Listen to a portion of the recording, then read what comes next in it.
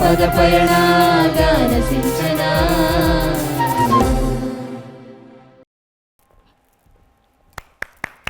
Hi hello ನಮಸ್ಕಾರ. ನಮ್ಮ ಮಣ್ಣಿನ ಕಣಕಣದಲ್ಲಿ ಸಂಸ್ಕೃತಿ ಸಂಸ್ಕಾರಗಳ ತಿಳಿವಿನ ಹೂರಣವಿದೆ. ನಮ್ಮ ನೆಲಕ್ಕೆ ಅನುಭವದ ತಥ್ಯದ ಒಳಹೂಗಳ ಪಥ್ಯದ ಘಮಲಿದೆ. ಅನಕ್ಷರಸ್ಥರು ಜ್ಞಾನದ ಝರಿಗಳನ್ನು ಅನಾದಿ ಕಾಲದಿಂದಲೂ ಹರಿಸಿದ್ದಾರೆ. ನಮ್ಮ ಪದಗಳಲ್ಲಿ ಅದೆಷ್ಟು ನಾದವಿದೆ, ಹೃದಯ ಮುಟ್ಟುವಂತಹ ಅದೆಷ್ಟೋ ಒಳಾರ್ಥಗಳಿವೆ. ದೇಸಿ ದನಿಗಳಲ್ಲಿ ವಿಶ್ವವ್ಯಾಪಿ ವೈಶಾಲ್ಯಗಳಿವೆ. ಇವೆಲ್ಲವೂ ಈ ವೇದಿಕೆಯಲ್ಲಿ ನೀವು ನೋಡಬಹುದು. ತಮ್ಮೆಲ್ಲರಿಗೂ ಗಾನ ಸಿಂಚನ ಜನಮನದ ಪದಪಯಣ ಕಾರ್ಯಕ್ರಮಕ್ಕೆ ಹೃದಯಪೂರ್ವಕವಾದಂಥ ಸ್ವಾಗತ, ಸುಸ್ವಾಗತ. ಗಾನ ಸಿಂಚನ ಜನಮನದ ಪದಪಯಣ ಕಾರ್ಯಕ್ರಮದ ತೀರ್ಪುಗಾರರನ್ನ ಕಾರ್ಯಕ್ರಮಕ್ಕೆ ಬರ್ಮಾಡ್ಕೊಳ್ಳುವಂಥ ಸಮಯ. 3 ಜನ ತುಂಬಾ ಚೆನ್ನಾಗಿ ಕಾಣಿಸ್ತಿದ್ದೀರಿ. ಸ್ವಾಗತ, ಸುಸ್ವಾಗತ. ನಮ್ಮ ಕಾರ್ಯಕ್ರಮದ ಮುಖ್ಯ ತೀರ್ಪುಗಾರರಾಗಿರುವಂತಹ Archana Udupa ma'am, looking very beautiful as usual. ಸ್ವಾಗತ, ಸುಸ್ವಾಗತ. ಕಡದ್ಗೆರೆ ಮುನಿರಾಜು ಸರ್, ಸ್ವಾಗತ, ಸುಸ್ವಾಗತ. ಪ್ರೇಮ್ಗಲ್ ನಾರಾಯಣ ಸ್ವಾಮಿ ಸರ್, ಸ್ವಾಗತ, ಸುಸ್ವಾಗತ. ನಮ್ಮ ಎಲ್ಲ ಕಂಟೆಸ್ಟೆಂಟ್ಸ್ಗೂ ನಮ್ಮ ಕಾರ್ಯಕ್ರಮಕ್ಕೆ ಹೃದಯಪೂರ್ವಕವಾದಂತಹ ಸ್ವಾಗತ, ಸುಸ್ವಾಗತ. ಜೊತೆಗೆ ಆಲ್ ದಿ ವೆರಿ ಬೆಸ್ಟ್, ತುಂಬ ಚೆನ್ನಾಗಿ ಹಾಡಿ ಅಂತ ಹೇಳ್ತಾ ಇವತ್ತಿನ ಗಾನಸಿಂಚನ ಜನಮನದ ಪದಪಯಣ ಕಾರ್ಯಕ್ರಮದ ನಮ್ಮ ಮೊದಲನೆಯ ಸ್ಪರ್ಧಿ ಶರಣೆಂಬೆನ ಶಶಿಭೂಷಣ ಈ ಒಂದು ಹಾಡನ್ನು ಹಾಡೋದಕ್ಕೆ ಬರ್ತಾ ಇದ್ದಾರೆ. ಚಿಕ್ಕಜಾಲದ ಗೌತಮಿ ಆನ್ ಸ್ಟೇಜ್.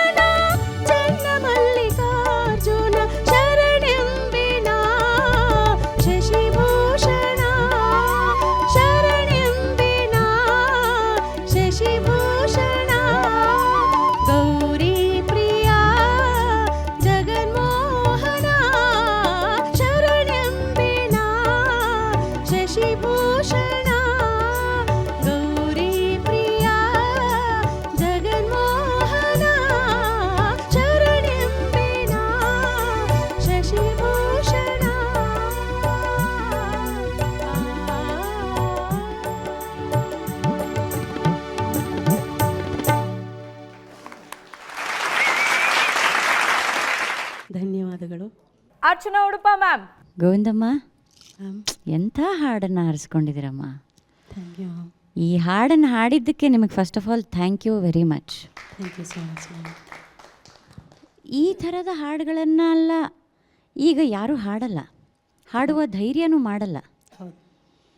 ಇದರಲ್ಲಿ ಯಾವ ಸಾಲಲ್ಲಿ ಸಂಗತಿಗಳಿಲ್ಲ ಹೇಳಿ? ಎಲ್ಲದರಲ್ಲೂ ಎಲ್ಲ ಸಾಲಲ್ಲೂ ಏನೋ ಒಂದು ಕೆಲಸ ಇರುತ್ತೆ. ನಾನು ಎಲ್ಲರಿಗೂ ಏನು ಹೇಳೋದಂದರೆ, ಅಂದರೆ ಈ ಕಾರ್ಯಕ್ರಮದಲ್ಲಿ ಇರೋವಂಥವ್ರಲ್ಲ, ನೋಡ್ತಾ ಇರೋರು ಕೂಡ, ಸಂಗೀತದಲ್ಲಿ ಕಲಿಕೆಯಲ್ಲಿ ತೊಡ್ಕೊಂಡಿರೋರಿಗೆ ಕೂಡ ಈ ಥರ ಹಾಡುಗಳನ್ನು ಅಭ್ಯಾಸ ಮಾಡಿ. ಒಂದೊಂದು ಹಾಡು ಒಂದೊಂದು ಪಾಠಶಾಲೆ. ಈ ಥರ ಸಂಗತಿಗಳೆಲ್ಲ ಮುಂಬರುವ ಜನ್ರೇಷನ್ನಿನ ಕಂಠದಲ್ಲಿ ನುಡಿಯಲ್ಲ ಬಹುಶಃ. ಯಾಕಂದರೆ ಗಾಯನದ ಶೈಲಿಯೇ ಬದಲಾಗಿದೆ, ಪಾಶ್ಚಾತ್ಯೀಕರಣ ಆಗಿಬಿಟ್ಟಿದೆ ಗಾಯನ. ಈ ಸಂಗತಿಗಳಲ್ಲಿ ಒಂದು ಸಾಸಿವೆ ಕಾಳಷ್ಟು ನುಡಿಯೋದಿಲ್ಲ, ದುರಂತ ಅದು. ಈ ಥರದ ಹಾಡುಗಳನ್ನು ಕೇಳಬೇಕು, ನಮ್ಮ ಕಿವಿಯ ಸಂಸ್ಕಾರ ಬೆಳೆಸ್ಕೋಬೇಕು. ಕಿವಿಯ ಸಂಸ್ಕಾರ, ಗಂಟಲಿನ ಸಂಸ್ಕಾರ ಎರಡೂ ಬೆಳೆಯುತ್ತೆ ಈ ಥರ ಹಾಡುಗಳನ್ನು ಕೇಳಿದಾಗ, ಹಾಡಿದಾಗ. ಪ್ರಾರಂಭದ ಪಲ್ಲವಿ ಮತ್ತು ಎರಡನೇ ಸಲಿ ಪಲ್ಲವಿಯಲ್ಲಿ ಹಾಡುವಾಗ ನೀವು ಸ್ವಲ್ಪ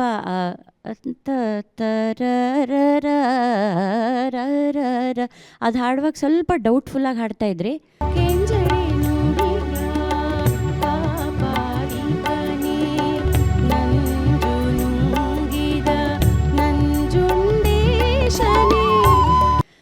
ಕೊನೆಯಲ್ಲಿ ಅದ್ಭುತವಾಗಿ ಹಾಡೋಕ್ಕೆ ಶುರು ಮಾಡಿದ್ರಿ. ಕೊನೆಯ ಪಲ್ಲವಿ ಅಂತೂ ಅದ್ಭುತ. ಆಮೇಲೆ ಚರಣಗಳೆಲ್ಲ ನೀವು ಹಾಡಿದ ರೀತಿ, ನಿಮ್ಮ ವೇಷಭೂಷಣ, ಅಕ್ಕಮಹಾದೇವಿಯನ್ನು ಸಾಕ್ಷಾತ್ ಅಕ್ಕಮಹಾದೇವಿನೇ ನೋಡ್ದಂಗೆ ಆಗ್ತಿದೆಯಮ್ಮ. ನಿಮಗೆ ಒಂದು ಶರಣಮ್ಮ. Thank you ma'am.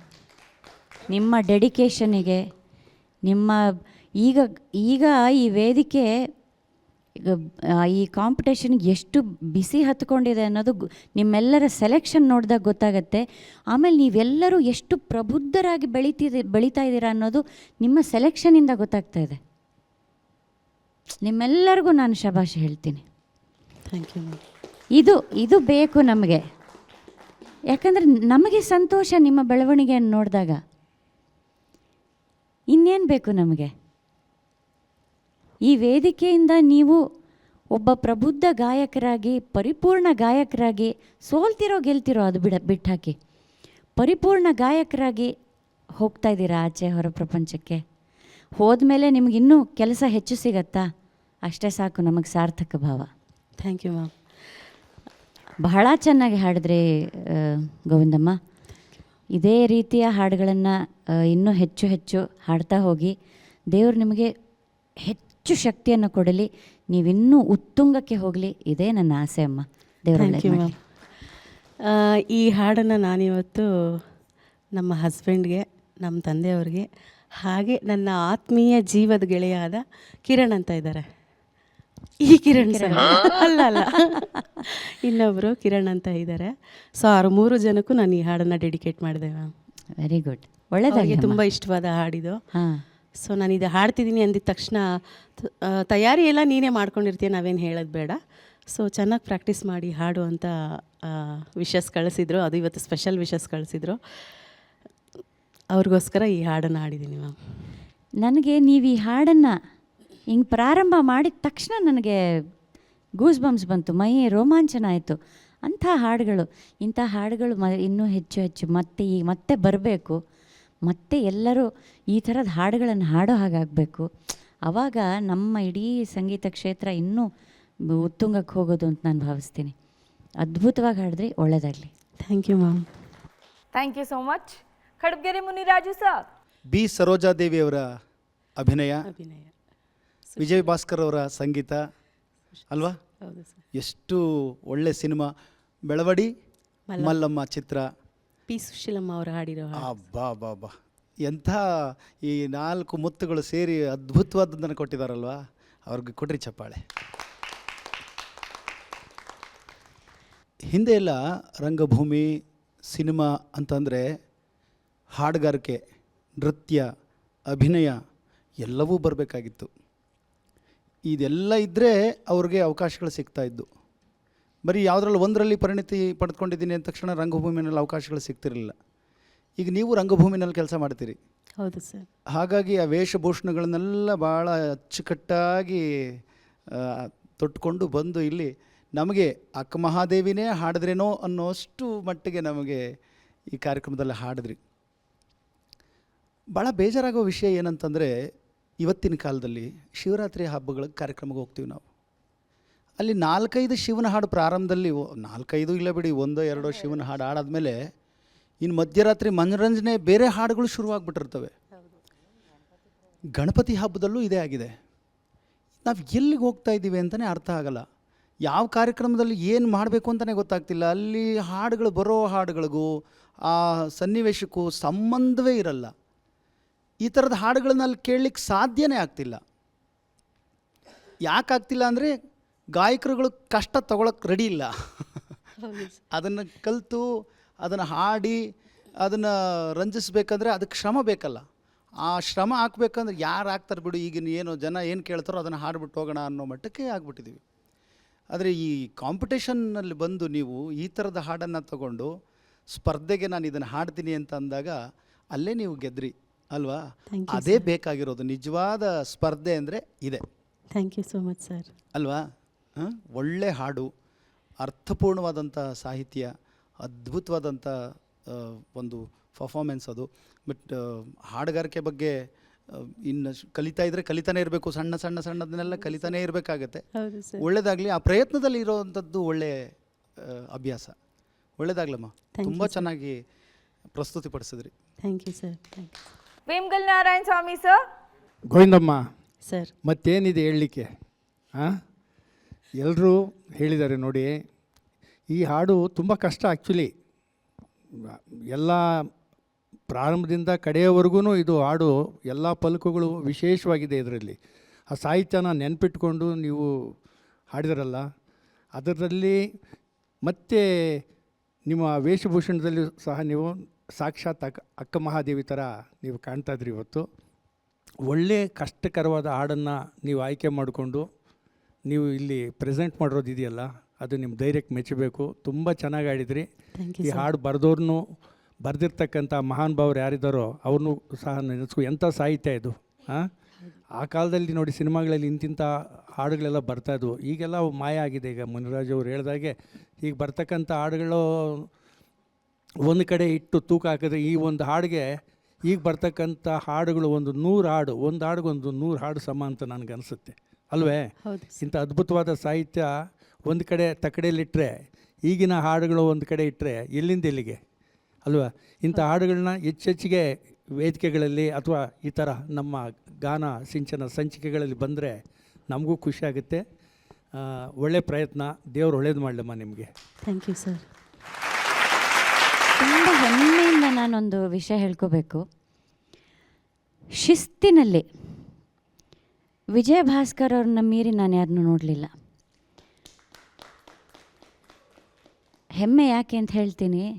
ಅವರ ಕೊನೆಯ 2 ಚಲನಚಿತ್ರದಲ್ಲಿ ನಾನು ಹಾಡಿದೆ. ಎಲ್ಲ ಹಾಡುಗಳನ್ನು ಹಾಡಿಸಿದ್ರು. ಪೂರ್ವಾಪರ ಅನ್ನೋ ಚಿತ್ರದಲ್ಲಂತೂ ಅಷ್ಟು ಹಾಡುಗಳು ನಾನು ಹಾಡಿದೆ. ಅವ್ರು ಬಂದರೆ ಸ್ಟುಡಿಯೋಗೆ ಮಿಲ್ಟ್ರಿ ಆಫೀಸರ್ ಬಂದ ಹಾಗಿರುತ್ತೆ. ಈವನ್ ವೇಷಭೂಷಣದಲ್ಲಿ ಕೂಡ ಟಿಪ್ ಟಾಪ್. ನಿಜವಾಗ್ಲೂ ಯಾರು ಸಂಗೀತ ನಿರ್ದೇಶಕರಲ್ಲ, ಯಾರೋ ಮಿಲಿಟ್ರಿ ಆಫೀಸರ್ ಬಂದಿದ್ದಾರೆ ಅಂತಲೇ ಅನಿಸುತ್ತೆ. ಆಮೇಲೆ ಹಾರ್ಮೋನಿಯಂ ಇಟ್ಕೊಂಡು ಅವರು ಪುಸ್ತಕ ಇಟ್ಕೊಂಡು ಹೀಗೆ ಎದುರುಗಡೆ ಕೂತ್ಕೋತಾರೆ. ಆ ಪುಸ್ತಕದಲ್ಲಿ ಪ್ರತಿಯೊಂದು ಅಕ್ಷರಕ್ಕೂ ನೊಟೇಷನ್ ಆಲ್ರೆಡಿ ಬರೆದು ತಯಾರು ಮಾಡಿಟ್ಬಿಟ್ಟಿರ್ತಾರೆ. ಯೂಶ್ವಲಿ ಏನು ಮ್ಯೂಸಿಷಿಯನ್ಸಿಗೆ ನೊಟೇಷನ್ ಕೊಡ್ತಾರೆ, ಸಿಂಗರ್ಸಿಗೆ ಹಾಡು ಹೇಳ್ಕೊಡ್ತಾರೆ. ನಾವು ಅದನ್ನು ರೆಕಾರ್ಡ್ ಮಾಡಿ ಕಲ್ತ್ಕೊಳ್ತೀವೋ ಅಥವಾ ನಾವು ನೊಟೇಷನ್ ಬರ್ಕೋತೀವಿ. ಅವ್ರು ಹಾಗಲ್ಲ, ಸಿಂಗರ್ಸಿಗೂ ಸಾಂಗಿಗೂ ಕೂಡ ನೊಟೇಷನ್ ಬರೆದು ರೆಡಿ ಮಾಡಿರ್ತಾರೆ. ಈಗ ಇವ್ರ ಹಾಡಲ್ಲೇ ನೋಡಿದ್ರಲ್ಲ ನೀವು, ಅದರಲ್ಲಿ ನಿಮಗೆ ಮತ್ತೆ ಇಂಪ್ರೊವೈಸೇಷನ್ ಮಾಡಲಿಕ್ಕೆ ಜಾಗವೇ ಇಲ್ಲ. ಅವರ ಪರಿಪೂರ್ಣವಾಗಿ ರೆಡಿ ಮಾಡಿ ಕೊಟ್ಟುಬಿಟ್ಟಿರ್ತಾರೆ. ಅದನ್ನು ಹಾಗೆ ಒಪ್ಪಿಸಬೇಕು ನೀವು, ಅಷ್ಟೇ ನಿಮ್ಮ ಕೆಲಸ. ಅದಕ್ಕೆ ಭಾವ ತುಂಬೋದು ಓಕೆ ನಿಮ್ಮ ಕೆಲಸ. ಬಟ್ ಅದರಲ್ಲಿ ಎಕ್ಸ್ಟ್ರಾ ಸಂಗತಿ ಕೂಡ ಅವರೇ ರೆಡಿ ಮಾಡಿ ರೆಡಿ ಮಾಡಿ ಕೊಟ್ಟುಬಿಟ್ಟಿರ್ತಾರೆ. ಎಂಥ ಮಹಾನುಭಾವರು! ವಿಜಯ ಭಾಸ್ಕರ್ ಸರ್ ಅವರಿಗೆ ಒಂದು ಶಿರಬಾಗಿ ನಮಿಸ್ತೀನಿ. ಬರಬೇಕು ಜೋರಾದ ಚಪ್ಪಾಳೆ. ಅವರ ಸಂಗೀತ ನಿರ್ದೇಶನದಲ್ಲಿ ನಾನು ಹಾಡಿದೆ ಅನ್ನೋದೇ ನನ್ನ ಸೌಭಾಗ್ಯ. ಅವರ ಆಶೀರ್ವಾದ ನಮ್ಮೆಲ್ಲರ ಮೇಲೂ ಇರಲಿ ಸದಾಕಾಲ. ಅವರನ್ನು ನೆನಪು ಮಾಡಿಕೊಟ್ರಲ್ಲಮ್ಮ, thank you Govindamma. Thank you. ಬಂದೇ ಬರುತ್ತಾವ ಕಾಲ ಅಂತ ಹಾಡೋದಕ್ಕೆ ಬರ್ತಾ ಇದ್ದಾರೆ ರಮ್ಯಾ.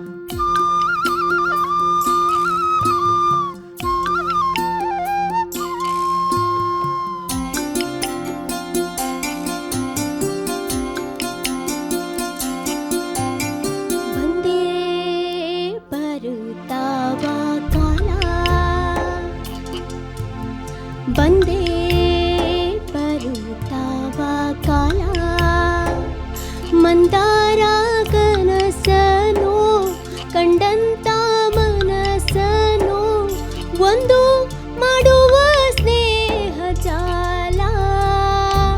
ಓ ಬಂದೇ ಬರುತ್ತಾವ ಕಾಲ ಬಂದೇ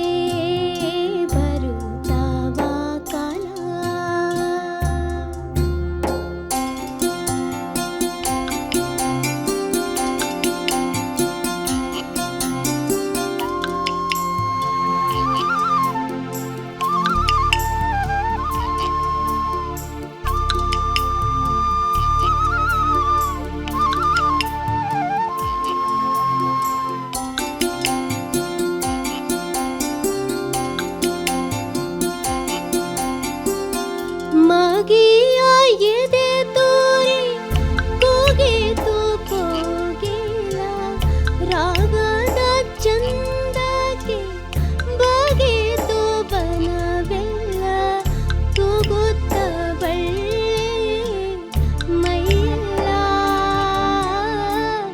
ಸಗದು ಬಾಳೋ ಏಕಾಂಗಿಯೇನು ತಾವ ಬಂದೇ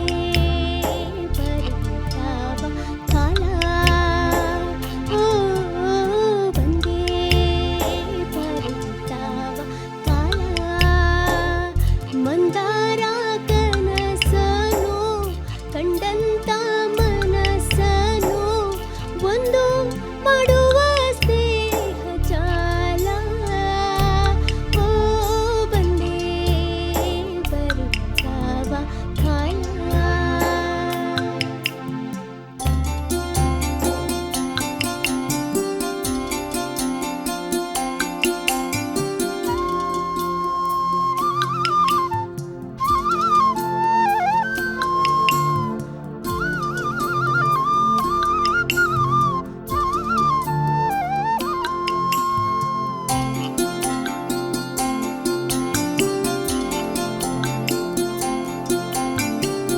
ಹುಣ್ಣಿಮೆ ಬಾನಿಂದ ಕಣ್ಣನೆ ಸವಿ ಹಾಲು ಚೆಲ್ಲುತ್ತ ಮೆಲ್ಲನೆ ನೆಲೆಸಿದ ಭೂಮಿಯನ್ನು ಮುಸುಕಿದೆ ಮಾಯೆ ಜಗವನು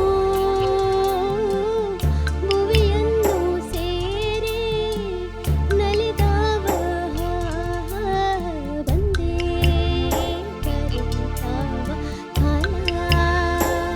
ಓ ಬಂದೇ ಬರುತ್ತಾವ ಕಾಲ ಮಂದಾರ ಕನಸನೋ ಕಂಡಂತ ಮನಸ್ಸನೋ ಒಂದು ಮಾಡುವ ಸ್ನೇಹ ಜಾಲ. ಓ ಬಂದೇ ಬರುತ್ತಾವ ಕಾಲ. ಓ ಬಂದೇ ಬರುತ್ತಾವ ಕಾಲ. ಧನ್ಯವಾದಗಳು. Archana Udupa ma'am. Hi Ramya, hi ma'am. ತುಂಬ ಸುಂದರವಾಗಿ ಕಾಣಿಸ್ತಾ ಇದ್ದೀರಿ. Thank you ma'am. ಇವತ್ತು ನಿಮಗೆ ನಾನು ಕೇಳ್ತೀನಿ, ಇವತ್ತು ನಿಮ್ಮನ್ನೇ ನಾನು ಕೇಳ್ತೀನಿ, ನೀವು ಹಾಡಿದ್ದು ನಿಮಗೆ ಹೇಗೆ ಅನ್ನಿಸ್ತು, ಅಥವಾ ನಾನು ಏನು ಹೇಳಬಲ್ಲೆ ಅಂತ ನಿಮ್ಗೆ ಅನ್ನಿಸ್ತಾ ಇದೆ?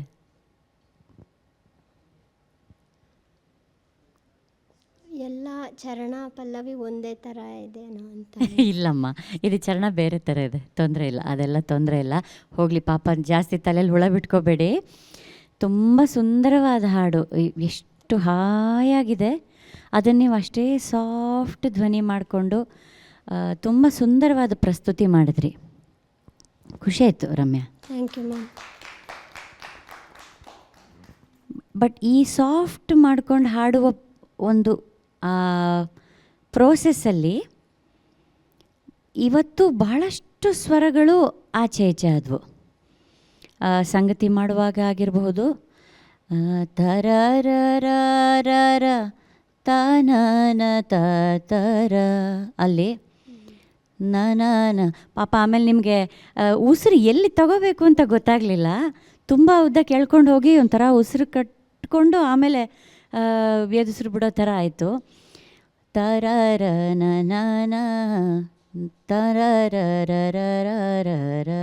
ಅಲ್ಲಿ ಸಗದು ಬಾಳು ಏಕಾಂತೇನು ತವ ಬಂದೇ ಬರುತ್ತವ ಕಾಲ,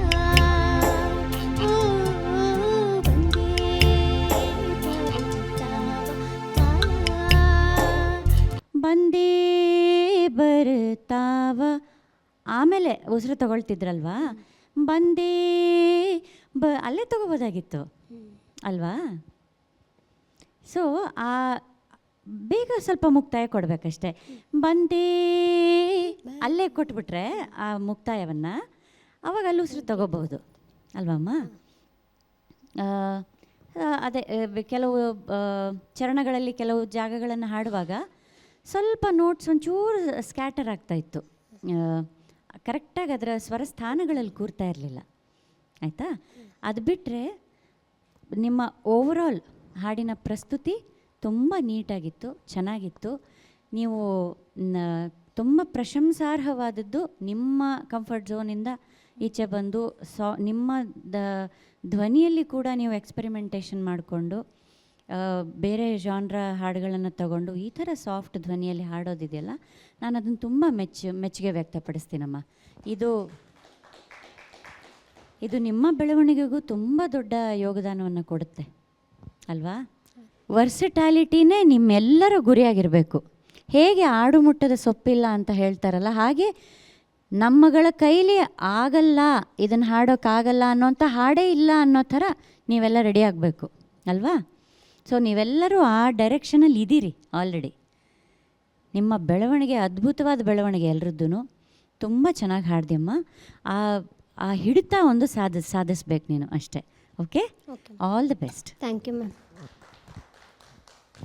ಈ ಹಾಡುವಾಗ ಸ್ವಲ್ಪ ಭಯ ಆಗ್ತಾಯಿತ್ತು, ಅಂದರೆ ಇದು ಹಾಡಿಲ್ಲ ಈ ಥರ ಜನರಲ್ಲಿ, ಹಂಗಾಗಿ ಸ್ವಲ್ಪ ಭಯ ಆಗ್ತಾಯಿತ್ತು. ಇದೇ ರೀತಿಯ ಇನ್ನೊಂದು ಸುಂದರವಾದ ಹಾಡಿದೆ, ನೇಸರ ನೋಡು ಅಲ್ವಾ?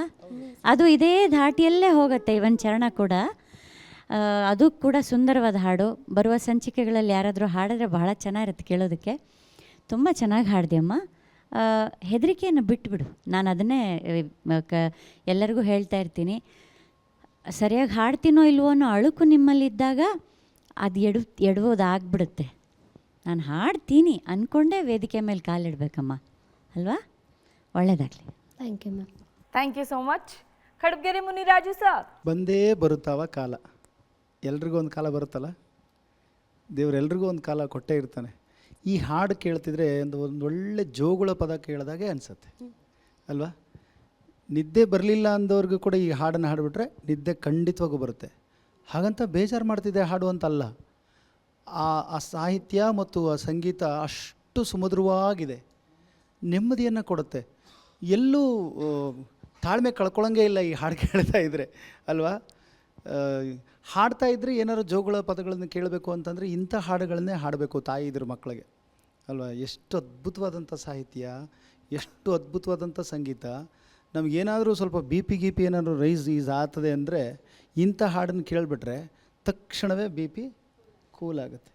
ಚೆಕ್ ಮಾಡ್ಕೊಳ್ಳಿ ಬೇಕಾದ್ರೆ, ಹೌದಲ್ಲ? ಅದಕ್ಕೆ ಅದು ಕಾರಣ ಆಗುತ್ತೆ. ಸಂಗೀತ ಕೂಡ ಒಳ್ಳೆ ಮದ್ದು, ಆರೋಗ್ಯಕ್ಕೆ ಒಳ್ಳೆ ಮದ್ದು. ಹಾಗಾಗಿ ಒಳ್ಳೆ ಹಾಡನ್ನು ಆಯ್ಕೆ ಮಾಡಿ ಹಾಡಿದ್ಯಮ್ಮ, ಅಷ್ಟು ಚೆನ್ನಾಗಿದೆ ಕೇಳಲಿಕ್ಕೆ, ಅಷ್ಟು ಚೆನ್ನಾಗಿದೆ. ನಿನ್ನ ಧ್ವನಿ ಕೂಡ ಒಂಥರ ವಿಶೇಷವಾಗಿ ಕೇಳಿಸ್ತಾ ಇತ್ತು ಇದರಲ್ಲಿ ಅಲ್ವಾ? ಒಂದು ರಾ ವಾಯ್ಸು, ಅದ್ರ ಜೊತೆಗೆ ಮೆಲೋಡಿ, ಒಂಥರ ಮಿಕ್ಸಿಂಗ್ ಇದು, ಅದೆರಡು ಮಿಕ್ಸ್ ಮಾಡಿದ್ರೆ ಒಂಥರ ವಿಶೇಷವಾಗಿ ಕೇಳ್ತಾ ಇತ್ತು ಅಲ್ಲ? ಈ ಸಾಮಾನ್ಯವಾಗಿ ಈ ಬೆಲ್ಲಕ್ಕೆ ಇದು ಹುಳಿ ಇರುತ್ತಲ್ಲ, ಖಾರ ಪ್ಲಸ್ ಹುಳಿಗೆ ಒಂಚೂರು ಬೆಲ್ಲದ ಜೇನನ್ನು ಹಾಕಿದ್ರೆ ಎಷ್ಟು ಚೆನ್ನಾಗಿರುತ್ತಲ್ಲ ತಿನ್ನಲಿಕ್ಕೆ.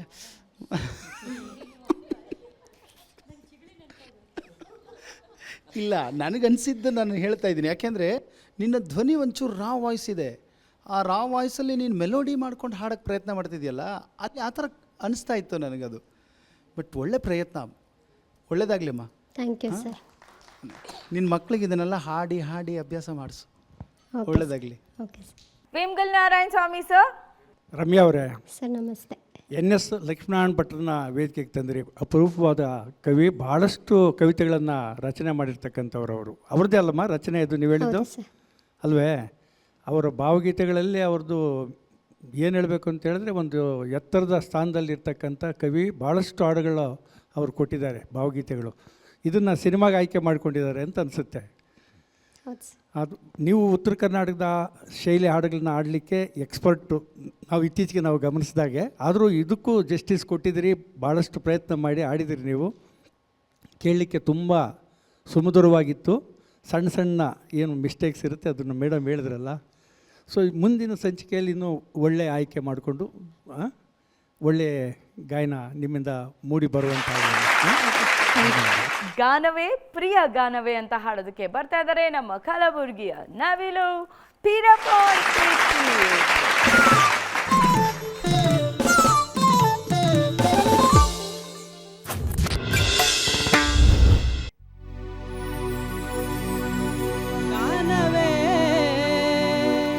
ಗಾನವೇ ಪ್ರಿಯ ಗಾನವೇ ಮಧುರ ಗಾನವೇ, ಗಾನವೇ ಪ್ರಿಯ ಗಾನವೇ ಮಧುರ ಗಾನವೇ, ಗಾನವೇ ಪ್ರಿಯ ಗಾನವೇ ಪಂಚ ಪ್ರಾಣವೇ, ಗಾನವೇ ಪ್ರಿಯ ಗಾನವೇ ಪಂಚ ಪ್ರಾಣವೇ, ಗಾನವೇ ಪ್ರಿಯ ಗಾನವೇ ಮಧುರ ಗಾನವೇ, ಮಾನವೇ ಕಿಲ ಮಾನವೇ ಮಧುರ ಗಾನವೇ, ಗಾನವೇ ಪ್ರಿಯ ಗಾನವೇ ಪಂಚ ಪ್ರಾಣವೇ.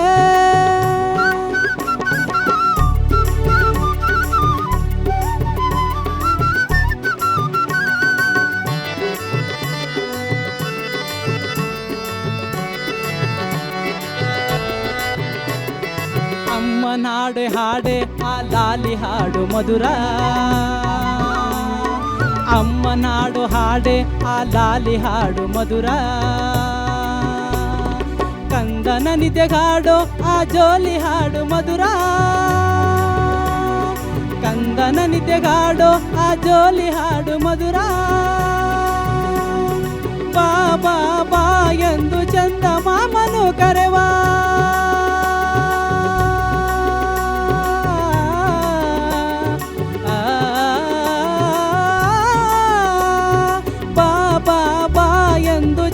ಮಾಮನು ಕರೆಯುವ, ತಾಯಿ ಮಾತು ಕೇಳಿದೊಡನೆ ಬೆಳದಿಂಗಳು ಮೂಡುವ, ತಾಯಿ ಮಾತು ಕೇಳಿದೊಡನೆ ಬೆಳದಿಂಗಳು ಮೂಡುವ, ಗಾನವೇ ಗಾನವೇ ಪ್ರಿಯ ಗಾನವೇ ಮಧುರ ಗಾನವೇ, ಗಾನವೇ ಪ್ರಿಯ ಗಾನವೇ ಪಂಚ ಪ್ರಾಣವೇ.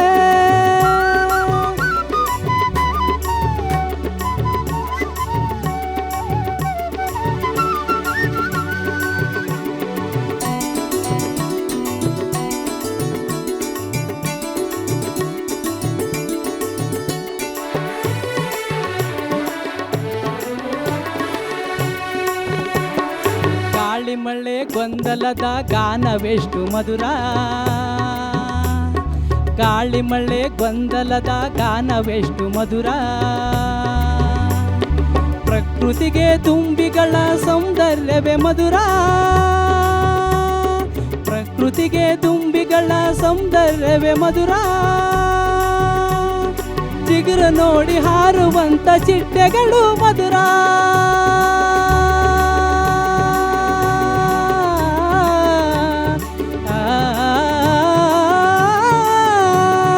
ಚಿಗುರು ನೋಡಿ ಹಾರುವಂತ ಚಿಟ್ಟೆಗಳು ಮಧುರ. ಚಿಗುರು ನೋಡಿ ಹಾರುವಂತ ಚಿಟ್ಟೆಗಳು ಮಧುರ. ನಲಿದಾಡುವ ನವಿಲು ನಾಟ್ಯವಾಡುತ್ತಿಹುದು ಮಧುರ. ನಲಿದಾಡುವ ನವಿಲು ನಾಟ್ಯವಾಡುತ್ತಿಹುದು ಮಧುರ. ಗಾನವೇ ಗಾನವೇ ಪ್ರಿಯ ಗಾನವೇ ಮಧುರ ಗಾನವೇ. ಗಾನವೇ ಪ್ರಿಯ ಗಾನವೇ ಪಂಚ ಪ್ರಾಣವೇ.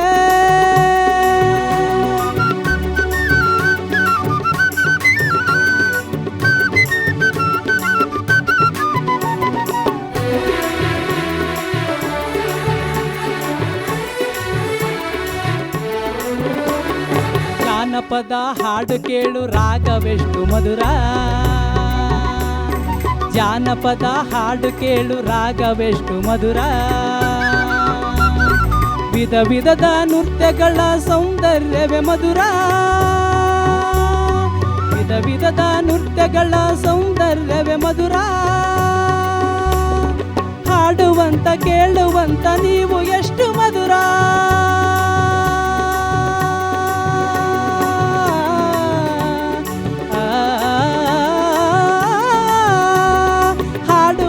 ಕೇಳುವಂತ ನೀವು ಎಷ್ಟು ಮಧುರ.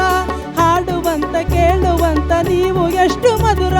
ವಂದನೆಯು ನಿಮಗೆಲ್ಲ ವಂದನೆಯು ನಿಮಗೆಲ್ಲ ವಂದನೆಯು ನಿಮಗೆಲ್ಲ ವಂದನೆಯು ನಿಮಗೆಲ್ಲ.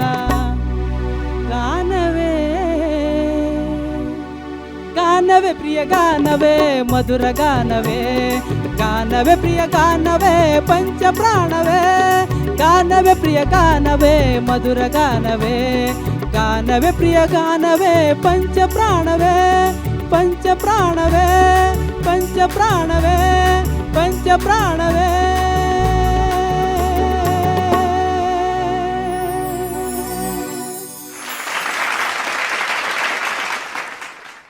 ಅರ್ಚನಾ ಉಡುಪ ಮ್ಯಾಮ್. ಏನು ಪೀರಪ್ಪ, ಹೇಳಿ ಮೇಡಮ್. ಇವತ್ತು ನಮ್ಮ ಐಶು ಬೇಬಿ ನೆನೆಸ್ಕೊಂಡು ನೀವೇ ಹಿಂಗೆ ಹಾಡ್ಕೊಂಡು ಆ್ಯಕ್ಟ್ ಮಾಡ್ಕೊಂಡು ಹಾಡ್ಬಿಟ್ರಾ? ಪ್ರತಿ ದಿವಸ ಅವರೇ ಹಾಡ್ತಿರಲ್ಲ ಮೇಡಮ್, ಮತ್ತು ನಾವು ಒಂದ್ಸಲ ಮಾಡ್ಬೇಕು. ಅಲ್ಲ ಭಾರಿ ಮಜಾ ಇತ್ತು. ಇದು ಯಾವ ಜನಪದ ಗೀತೆನಾ ಅಥವಾ ರಂಗಗೀತೆನಾ, ಯಾವ ಜಾನ್ರದಿದು? ಇದು ಆ್ಯಕ್ಚುಲಿ ಇತ್ತೀಚೆಗೆ ಯಾರೋ ಬರ್ದಿದ್ದಾರೆ ಅಂತ ಕೇಳಿದೆ ಮೇಡಮ್. ನಾನು ಹಾಡು ನಂಗೆ ಇಷ್ಟ ಆಯಿತು, ಆಯ್ಕೆ ಮಾಡ್ಕೊಂಡೆ ಮೇಡಮ್. ಹಾಂ ನಾನು ಮೊದಲ ಬಾರಿ ಕೇಳ್ತಾ ಇರೋದು. ತುಂಬ ವಿಭಿನ್ನವಾಗಿದೆ. ಯಾವ ಇದು ಜಾನ್ರಾಗೆ ಸೇರುತ್ತೆ ಅಂತ ಕಂಡುಹಿಡಿಯೋಕ್ಕೆ ಆಗ್ತಾ ಇಲ್ಲ ಇದನ್ನು. ಆ್ಯಕ್ಚುಲಿ ಬಹಳ ಮಜವಾದ ಹಾಡು. ನೀವು ಎಲ್ಲರನ್ನೂ ನೆನೆಸ್ಕೊಂಡು ಎಲ್ಲರಿಗೂ ಒಂದು ಥ್ಯಾಂಕ್ ಯು ಹೇಳಿ ಹಾಡುವಂಥ ಹಾಡಲ್ವ ಇದು? ತುಂಬ ಚೆನ್ನಾಗಿದೆ. ಅಂದರೆ ಒಂದು ಗ್ರ್ಯಾಟಿಟ್ಯೂಡ್ ಇರೋವಂಥ ಹಾಡಿದು. ಭಾಳಷ್ಟು ನೀವು ಹಾಡ್ತಾ ಭಾಳಷ್ಟು ಹಾಡುಗಳು ನೆನಪಾಯಿತು ನನಗೆ. ಭಾವವೆಂಬ ಹೂ ಅರಳಿ ಮಾನವ ಮೂಳೆ ಮಾಂಸದ ತಡಿಕೆ, ಇವೆಲ್ಲ ಹಾಡುಗಳನ್ನು ನೆನಪು ಮಾಡಿಕೊಟ್ರಿ. ಇದು ತುಂಬ ವೆರಿ ಲೈವ್ಲಿ ಸಾಂಗ್ ಇದು ಮೇಡಮ್. ಈ ಹಾಡು ನಾನು ಬೆಳಗ್ಗೆ ಗುನುಗ್ದಾಗೆ ಒಂದು 4-5 ಜನ 4-5 ನಮೂನೆ ಹಾಡುಗಳನ್ನು ಹೇಳಿದ್ರ. ನಾನು ಏನು ಇದು ಅಂತ ಇದ್ದೀನಿ ಮೇಡಮ್, ನಿಜಕ್ಕೆ ನಂಗೆ ಗೊತ್ತೇ ಇಲ್ಲ. ತುಂಬ ಚೆನ್ನಾಗಿದೆ. ಅಂದರೆ ತುಂಬ ಫ್ರೆಶ್ ಆಗಿದೆ, ಒಂಥರ ಲೈವ್ಲಿ ಆಗಿದೆ. ಬಟ್ ಗಾಯಕರಿಗೆ ಕೆಲಸ ಕಮ್ಮಿ. ಹೌದು ಮೇಡಮ್ ಅಲ್ವಾ? ಒಂದು ಪ್ಲೇನಾಗಿ ಹೋಗುತ್ತೆ.